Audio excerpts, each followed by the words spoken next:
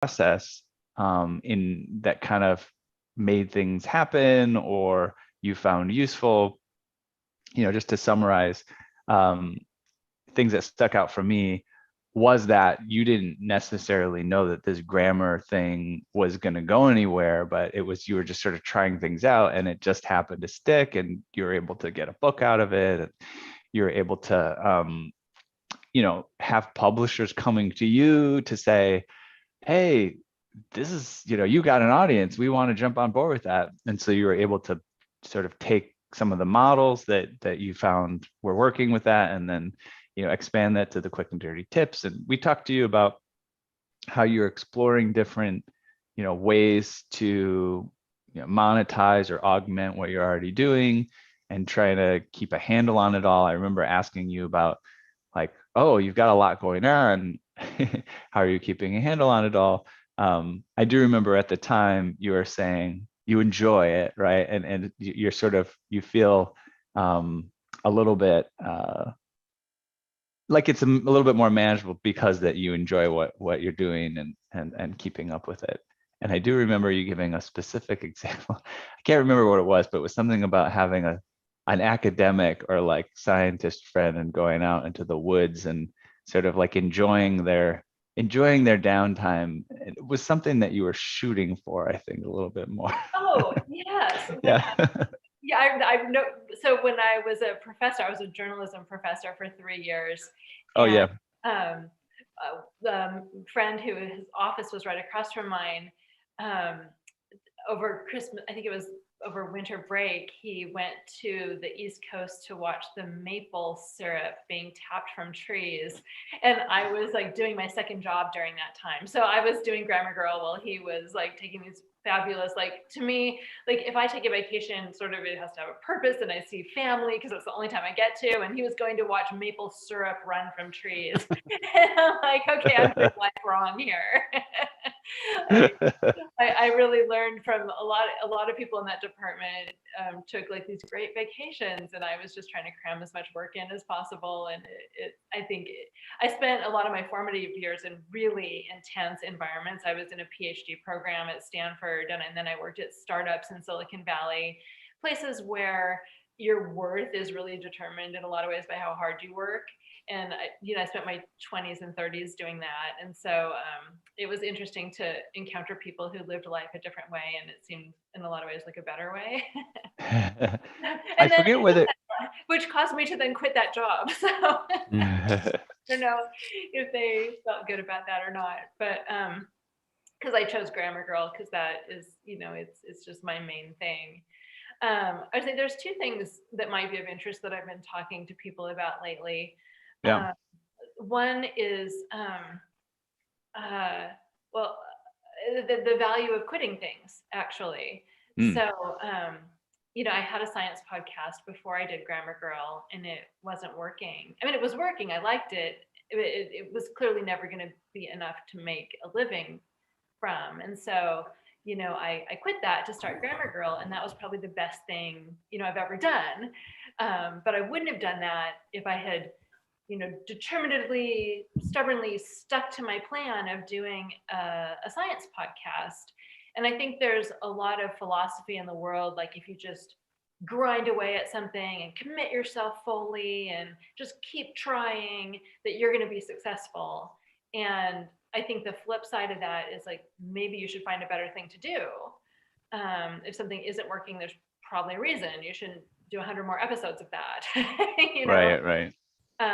and I've done that many times in life. I mean, I dropped out of that PhD program at Stanford. I quit the science podcast. I quit my journalism professorship job, and all of those things were great in their own way, but they weren't the right thing for me, either business wise or personally at the time. Like in the PhD program, I could see that the smartest people I'd ever known in my lives were having to take jobs in places they didn't want to live because those Hmm. were the academic jobs that were available that year. And that's how Right. academia works. Right. And so even though you might love it, do you want to live in Siberia or where, the metaphorical Siberia? And, Yeah. thought ahead to what life would hold if I pursued that path, and it wasn't the life I wanted. So I think, go ahead. I'm sorry, I'm getting a little bit distracted. I want to know more about this question. I have a follow-up for it, but I want to know a little bit about the books on your shelf there. It looks Oh, like you have it's like you have a row of like orange and black. Is that your book? these are my books. So this is Okay.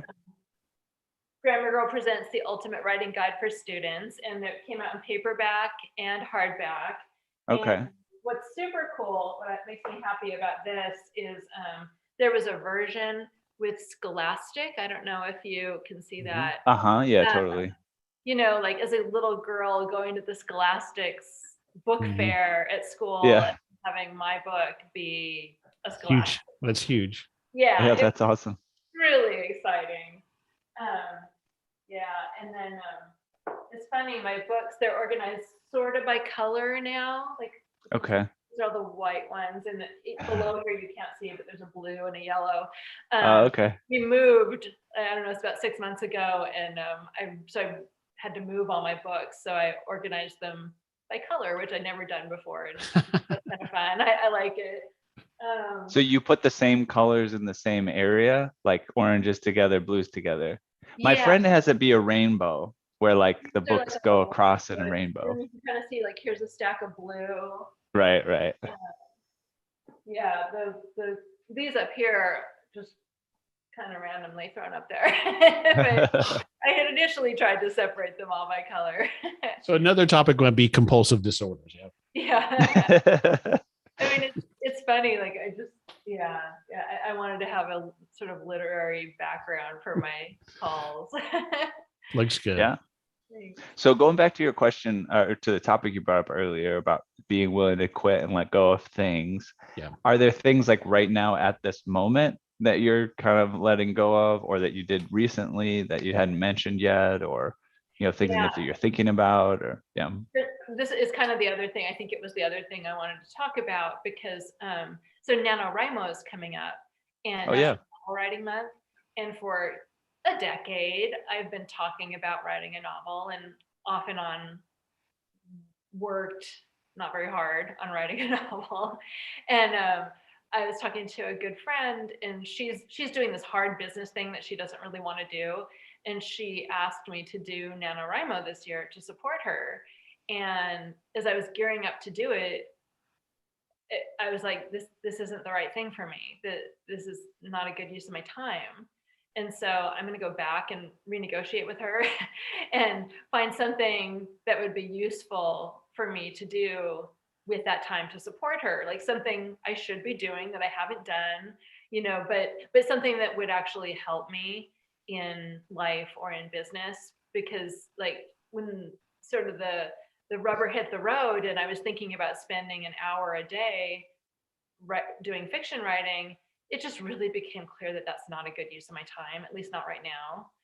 And it made me, so I think instead of like, just talking about it, it helped me come to the realization that this is not something that I want to do. I want to do it someday, but I don't want to do it now. Right. There's so many things I should be doing that I'm not doing that would be better. And sometimes, having your feet held to the fire can help you realize what your priorities should be, I guess. So I'm not really Totally. doing that because I never really started, but it's, I guess You're it's filtering. amazing.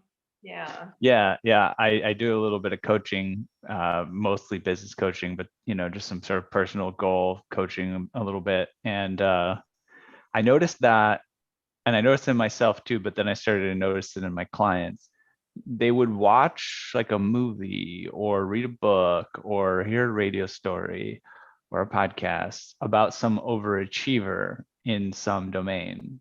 Michael Jordan was a case, right? They said they watched this Michael Jordan movie and then it was finished and they started to just basically feel like terrible about everything that they were up to, and it's a very important thing to realize. I think if you're going to achieve anything big is to just realize that in order to stay motivated to do whatever you're going to do, you have to be willing to say, okay, that was what they did. right?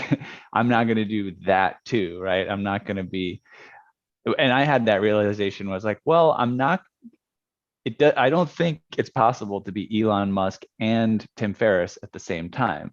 Because Tim Ferriss is all about filter your time out so you don't have to work all the time, be efficient. And, Elon Musk is like sleep on the factory floor, work 28 hours a day or whatever. So you can idolize those two people and you could take things from each of them, but you can't be both, right? You got to filter. Mhm. I totally get that. So um, I'm curious to, well, first of all, was there anything else you wanted to mention? You said there were a couple of things you wanted to mention, but I had some other directions to take us. No, those were the main things. I guess the things that I should be doing that part of it is, when I was going to do NaNoWriMo, then I was thinking, well, how can I work this into Grammar Girl? And I was going to do like a live stream right along every day. And Mm-hmm. that seemed like a good way to support my audience because I know I have a lot of people in my audience who do NaNoWriMo. And so then I was thinking, well, like I started a TikTok account maybe 6 months ago that I've kind of been neglecting the last 3 or 4 weeks. And I really like doing it, but I just haven't gotten any videos out. And I'm like, well, I'm going to do video. Like I should do that. So there's, so the things that I'm not doing that I should be doing are, my TikTok channel. And then I have all these fabulous things I love that I should be promoting that I'm not. So, and Mm-hmm. so I have 3 LinkedIn learning courses that I think are really good and I should be telling people about more. And Macmillan Learning does lesson plans to go with the podcast. And then I also kind of urgently, I have a card game. Do I have it here? I have a card game called Peeve Wars. So cute. You build an army of peeves and you use it to annoy your opponents to death. And Okay. I redesigned the box recently so that the instructions are on the inside, which it wasn't that way before. You had to download the instructions. So this makes it a better gift, right? So I should be promoting this for the holidays. And I realized that if I were doing the live streaming every day, I would have to be promoting that, right? And so I'd be promoting this thing instead of these 3 or 4 other things I just mentioned that I should be giving more attention to that I already have made that are really valuable. Like, don't start another like 5th thing. Right. That's really cool. I mean, but it's pretty amazing, as we noticed last time, even though you do have multiple things going on, they're happening, right? So somebody could say, "Oh, I'd like to create a card game." But, that could last for years, right? Yeah, sure. God, when's that actually going to happen? So you actually got that put together in addition to all the other things you're doing, which is pretty great. Yeah, but I put Um, it together like 6 years ago and haven't really promoted it much since then because right, I wasn't happy with the instructions and the way they were. right, And then I right. discovered the printer had a new box where you could print on the inside, which changed everything. And then I was happy with it and wanted to promote it. Yeah, that leads me to another question, which you may or may not, think very specifically about or not. And if it's not something you do, then we don't have to dive too deep. But intellectual property, we talk sometimes we've mentioned it on this podcast a few times about just getting a release from your guests so that they can, grant you the rights to use their content. You could put it into a book, things like that, or just even be able to you know advertise on it without somebody saying, hey, you got to take that episode down. But it sounds like you're developing, like, even though you do have that thing set aside that you created, that is your intellectual property, or however it's copyrighted or whatever happens to it.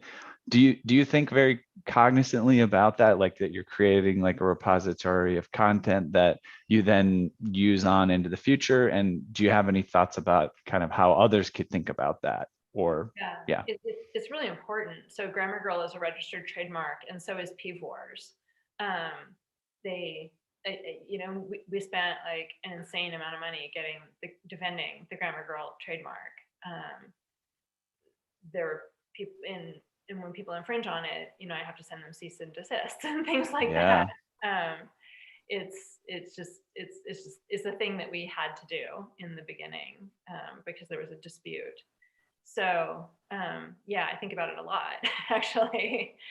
Yeah. What is there anything else besides, you've trademarked Grammar Girl, which is pretty awesome to have that that right. Actually, I have a friend who's calls himself King James, and he actually bought the rights to use that on like t-shirts and things like that, right? Mhm. Well, I forget who it is. It's like a basketball player. LeBron Who's James. LeBron James. So LeBron Don't James. know who LeBron James is, really? I just forget which one. I'm so sorry. Interesting. But yeah, that makes sense. LeBron James. So anyways, now LeBron James lawyers, they know that my friend actually does retain this right to use King James, but they're sort of like legally attacking with like lawsuits and things like that in order to sort of harass him enough, right? That he Interesting. would be forced to like sell it to them or give it to them, right? And my friend is like, he thinks that LeBron James doesn't even know that this is happening, right? Because it's just some Oh, he lawyers are doesn't like, know. hey, well, let's just do this. Let's go ahead and get this Possible, thing. yeah. But yeah, but anyways, beyond, is there anything beyond that as you like create new episodes or you launch a new project, or are there things that you go through in terms of like part of the reason I'm asking is like I create content like a bunch, and I sort of realize that it has value, but like you're saying, like I don't always know if I'm going to be able to monetize that, right? Like it takes work when you already create the value there, it's sitting there. Well, then you have to like create a member area where people can go and search it, or make sure that it's connected with advertising or whatever. So I'm just curious if you have any more to elucidate on besides sort of holding that trademark, like as you create content, ways that you maybe try to plan to monetize it or make sure it gets its optimal value.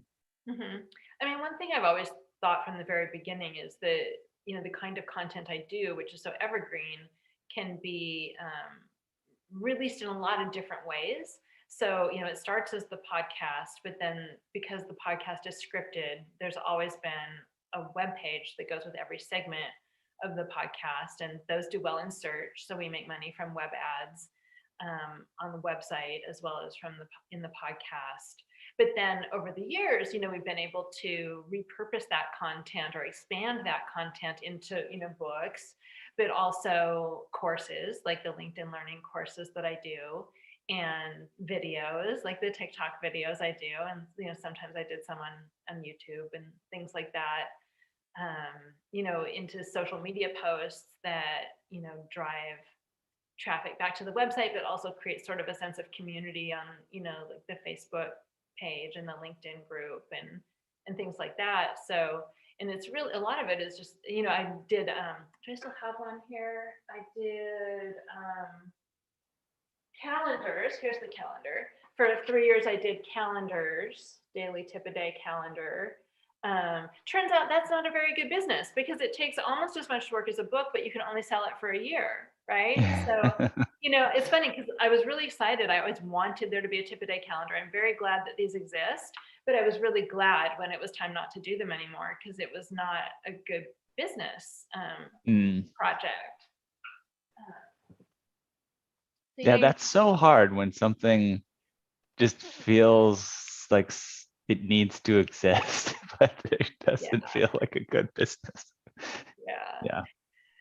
And I've done those things. Like I have an iPad game called Grammar Pop that I wanted to exist so badly that I learned to code to make it myself. And I spent a year doing that. And again, like not the best use of my time. I'm getting better at figuring out what's a good use of my time and what isn't. But that, yeah, I'm really proud of it. I wanted it to exist. I'm glad it exists. But in retrospect, it was not a good decision business-wise. business-wise. Yeah. Maybe you learned something though that may come back. Tell me about the TikTok decision. Like, it sounds like you've decided to kind of get into using TikTok, but maybe you're neglecting it. But I'm just curious, like, some of us haven't even used it, or I'm just starting to use it too for another project. Like, what made you think I got to use it, or I should at least try it? Did somebody tell you that? Did you come up on that idea yourself? It was really interesting because I've always wanted to do something for the Chinese market for English language learning in China. Wanted to do that for years and just have not been able to find an entry into that. I think that you really need someone on the ground there who understands it. I think you need a partner. Anyway, but my team came to me, the Macmillan team came and said, we think that we know you want to do this, and TikTok seems like a good way to reach that audience. And it was because we had an intern who was fluent in Chinese. So they're like, now is the time, and she will translate for you so we can do translated subtitles. And so I was really excited about that. And so we did that for about 6 weeks. And then we realized, well, we weren't really reaching anyone in China. And it turns out Chinese TikTok is different from US TikTok. They're different apps. So, we weren't as informed as we could have been about how to reach that market still. But by then, and video really isn't my thing. I've never really enjoyed doing a lot of video, but for some reason I found that I was really enjoying doing TikTok, actually these really short videos. And in a way it's getting back to my roots, which is quick and dirty tips. Right. You have to keep it, under a minute or so for TikTok. So I just found that I was enjoying them. And so even though it wasn't working for our original goal, I kept doing it. And I get interesting comments from people who have been podcast listeners for a long time, and then they discover me there. So that's really fun. They're like, oh, I recognize your voice, but I've never seen you before. And so it's a new way to reach listeners. And then I'm hopeful that it's a new way to reach younger, new listeners. So yeah, so I see it as sort of a marketing tool, and really it's just something that I enjoy. So, but I don't know why I haven't done it for a few weeks, but you kind of, it's a strange, the algorithm makes it so strange, because I had one video that reached over 300,000 people, and then I'd have one that reached 500, and you can't predict which. It's like all over the place, and you just never know what's going to hit and what isn't. The one thing that I've heard is that there is something about the TikTok algorithm which does potentially allow you to reach more people than you might on other platforms. That's been kind of one of the selling points that people say. They have a way of delivering it to the right audience or something. But yeah, we're still trying to move forward with that with our other podcast. I'm actually curious. So last time we met, again, I don't expect you to remember, but I had a podcast called the Run With It Business Podcast, where we interviewed successful entrepreneurs they would give us new business ideas that we could share with our listeners and explore how to start. At this point, I have a new podcast. It's called The Edge of NFT, and you might be interested or not. I don't know how much you're following. If you're in the tech world, I don't know how much you are lately, but it's all about these non-fungible tokens, which is sort of part of the blockchain ecosystem. So that podcast has been growing pretty quick. I was just talking with Henry about it. We've probably grown downloads per month have grown at like maybe 50% each month for all the 5 or 6 months we've been going. We're probably started with 500 our first month, and now we're up to probably going to cross 10,000 downloads in a month here. So I don't know, I was just curious, number one, like if you're familiar with the subject area, but also just if you have any thoughts about best ways to optimize kind of something that seems to be gaining some traction like that. Yeah, I mean, I've heard of them and I've read about them. It's funny, the first 8 episodes or so of Grammar Girl are missing. I don't have the audio files anymore. And I had thought about like, oh, could I sell like the first one as an NFT? But like I'd have to find it first. I'd have to find some man who has a 15-year-old iPod that still works or something that could rescue it. Yeah, I mean, I think that when the way that when I was starting, the way that I always grew, one of the ways I grew the podcast was to like go on Twitter and find my people right? So I would search for people who are tweeting about the word semicolon, for example. And, because you're not going to tweet about the semicolon unless you're my people. Um, and so, I would think that it was something hot like that. You could do the same sort of thing. I'm sure there's keyword, words that only your people are going to be using. And then, and obviously interact with them as humans. Don't instantly jump in and say, hey, have you heard about my podcast? But you can start following them and liking the Right. things they post and interact with them and things like that. Right. That makes sense. I'm also curious now, and then I think about it, like a synergy between two things. Before you were here, Henry and I were talking about the framing of this podcast is we do go for a little bit more advanced content. We talk about folks that are already pioneers in the space, or a project that might be a little bit obscure to a general audience. And then he was saying, maybe you should release like the basics of NFTs episode or something like that. And so as we were talking with you here, and I'm thinking, oh, maybe there is space for us to do something else, which is like a 1 minute thing or like a 5 minute thing or something like that, where we can just, it wouldn't take us a lot of extra time to produce, but maybe we could start producing something.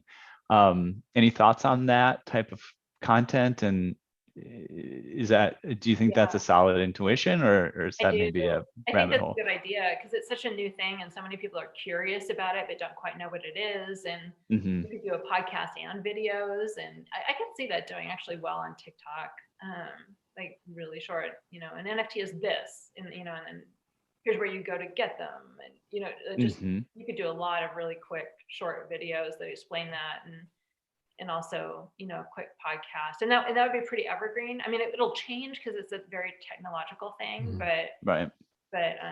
yeah, I'm always for, I think educational content, I like educational content. So always think it's a good idea. Do you think like a minute sounds like almost too short? But I don't know in terms of time for something like that to give somebody, and also content. So with the grammar thing, you're typically just like focusing on very one thing, like the semicolon or something, right? Mhm. Is that the Yeah. way, like as far as time goes and sort of breadth of topic? Any thoughts? Yeah, I mean, my show, I try to aim for about 12 to 15 minutes now, and I have Okay. 3 segments usually, but when it started, it was a lot shorter. I think a minute does sound too short for a podcast to me. I mean, I don't know. I don't think I'd listen to something that short, but Mhm. I think the 5-minute range might work.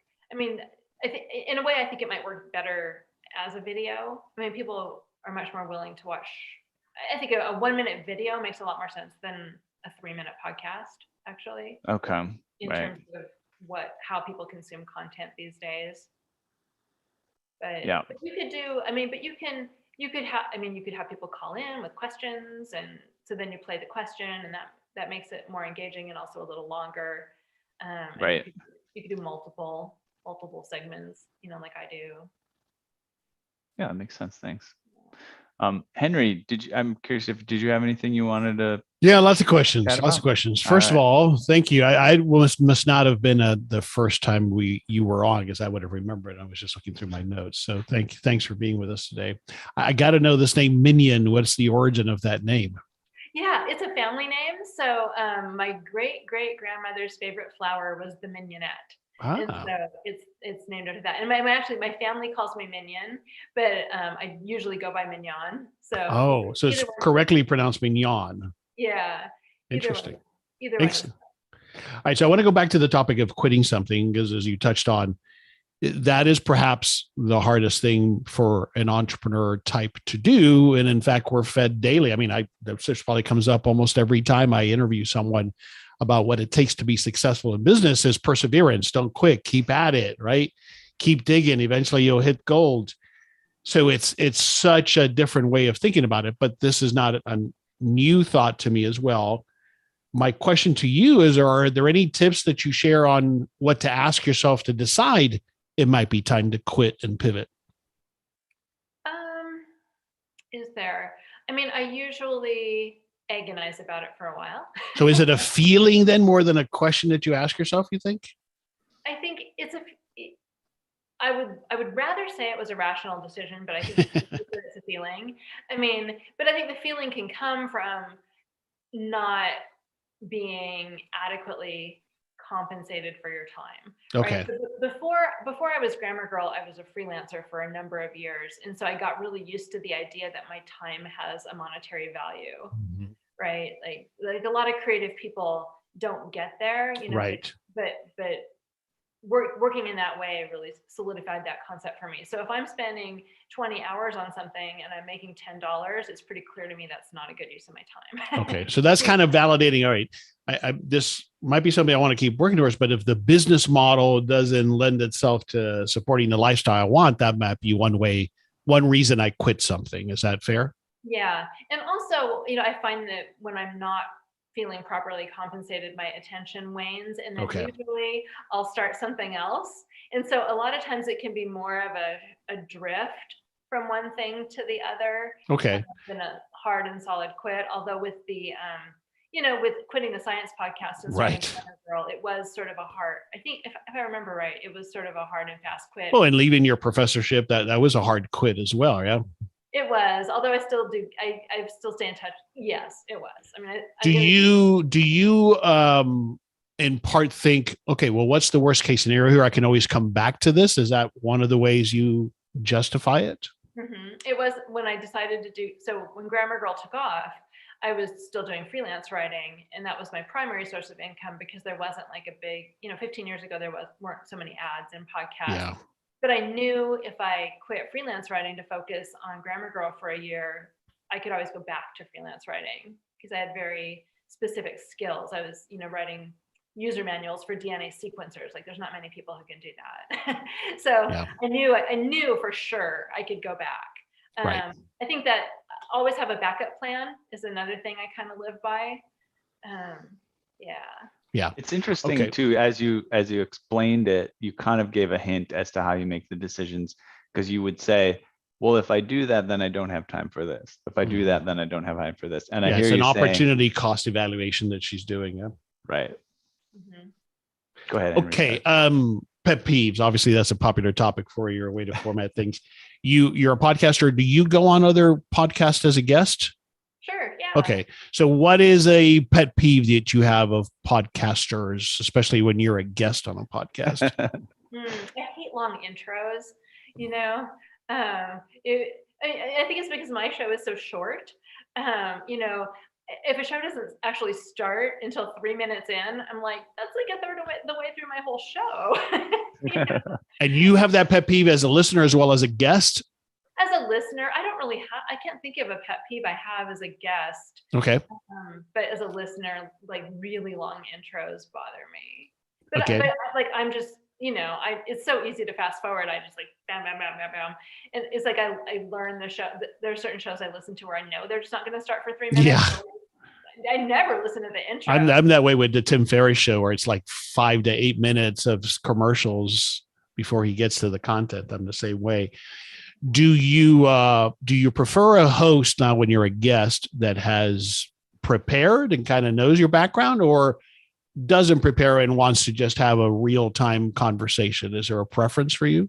Oh, I think it's always better when they prepare. I mean, it makes me feel like they know who I am and care about having me on. And I guess one thing I really like is when someone sends me a follow-up email with pre-written social media posts to make it easy for me to share the show with them. Because I know people have me on because they expect me to share, the interview, and to make it as easy as possible for me to do that, I really appreciate. Yeah, Or great if they tips. tag me so I can just retweet something.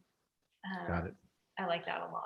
And then what is this LinkedIn learning program? I don't see that anywhere on your site. What is this that you're talking about? So bad. Well, first of all, you are like, I feel bad having been on participant because you've done so many things. You keep pulling up things. I'm thinking, okay, she's going to pull up something else she's done. And then she dismisses very casually, Ethan, right? Like you and I, that would be like a passion. Oh yeah, I did this and I did this. But anyway, what is this LinkedIn program? Please tell me about that. Great. So LinkedIn has a program called LinkedIn Learning. So it used to be lynda.com, and then LinkedIn. Oh, right. They bought them. That's right. Yeah. Yeah. And so they approached me about doing video courses because I had a relatively large Grammar Girl group. on LinkedIn. I believe that's why they approached me, is I had a large following there. And then, and their team is incredible. They know so much about online education. You work with a producer and editors, and they do all the filming, and it's just a really high quality, good people group. And so I did my first course with them. It's about, I think it was about 45 minutes and 17 segments. So they're all really short. Got it. And Still on the topic of grammar. On the topic of grammar. So that one was called Grammar Girls Quick and Dirty Tips for Better Writing, the same as my book and podcast. That did really well. So we did a follow-up. We did one on punctuation and one on commonly confused words. So now I have 3 courses with them, and it's nice because, you know, someone will watch one and then they'll watch another one. And I hope to do more with them.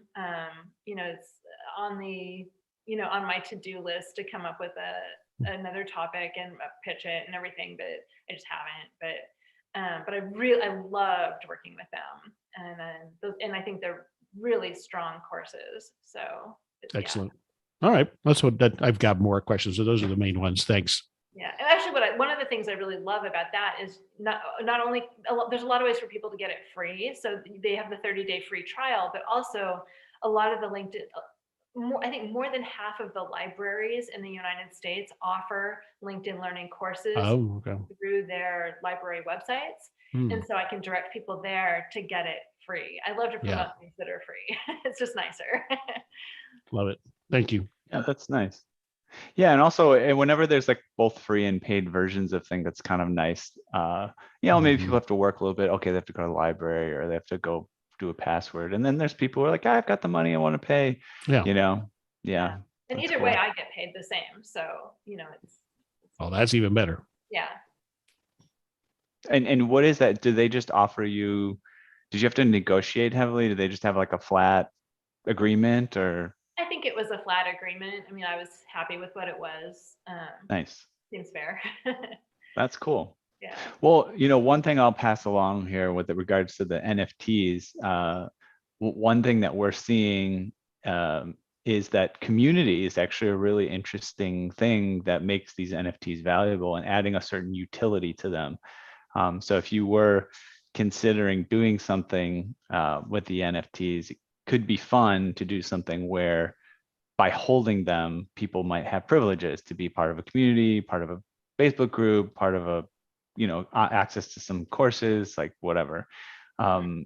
Everything's ever expanding. You know, it was different a few months ago. We were learning exactly what was appealing to people. But, you know, like Gary Vee had a really successful NFT launch. And a lot of that was like, you know, each of these items had something special as far as a utility. You know, you could attend an event that he, you know, you could attend any event that he ever has, you know, or you could, you know, get, I think one was like you would get a few free gifts every year for 5 years or something, you know.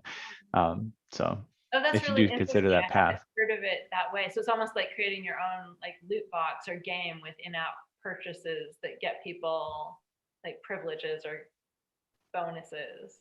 Totally. Yeah. And it's one of those things where if you already have a community, that's makes this so much easier to deal with, right? You have to address the issue of like, sort of, is there overlap between blockchain and NFT conscious people who would know how to participate? But after that, having the community really helps. Interesting. Yeah. Cool. Well, I know we started late, but also we only invited you for an hour, so I don't want to take too much more of your time. And I appreciate you joining us again today. As always, I noticed there's several ways that I resonate with you, and just in terms of having different projects. I have a background in science. I did PhD in neuroscience, but then, you know, I do business stuff, I do tech stuff. So it's always fun to have a chat with you and kind of hear how everything's going with you, and appreciate you sharing as you did. Henry, did you have any last minute things before we cut out for the day? Thanks for your time. We appreciate it. Yeah, and just make sure you have a minute to share like what, you know, you shared a little bit sort of ad hoc in the conversation, but if we need to send anybody anywhere to check out the latest thing that you want them to pay attention to, or what's the best place to go online for us to learn more? Yeah, probably, oh gosh. I'm most active on Twitter, where I'm Grammar Girl. The thing, I'm really promoting the game Peeve Wars right now for the next, 6 Okay. weeks or so. And that is available at a site called The Game Crafter. And it's the pinned post on my Twitter feed. The Awesome. It's a great gift gamecrafter.com. for, your kids' English teacher or the writer or editor in your life or just the word nerd that you love. And I would just love to see more people play it because it is actually really fun. So if I go to the gamecrafter.com and then I search for what there again? Grammar Girl or Peeve Wars. Yeah, Peeve Wars. That's right. yeah. Cool. Excellent. You got Sounds it. like a good gift from my sister-in-law. She's the teacher. Yeah. Yeah, I found it. So Awesome. excellent. It's a fun game. I will put while we're still streaming here, give me a moment. I'll put it in the chat so it's part of the stream there. All right, there's the link to it on thegamecrafter.com. Thank you. I appreciate that. Very Our pleasure. cool. Yeah, it's been great, Mignon. If there's any ways that we can be of service to you in the future, don't hesitate to reach out. Yeah. Anything else before we chat, before we Happy to take chat off? and in the future sometime. This is always fun. Okay. Thank you. Very cool. We'll catch you later. Have a good one. Okay. Goodbye. Bye. Bye.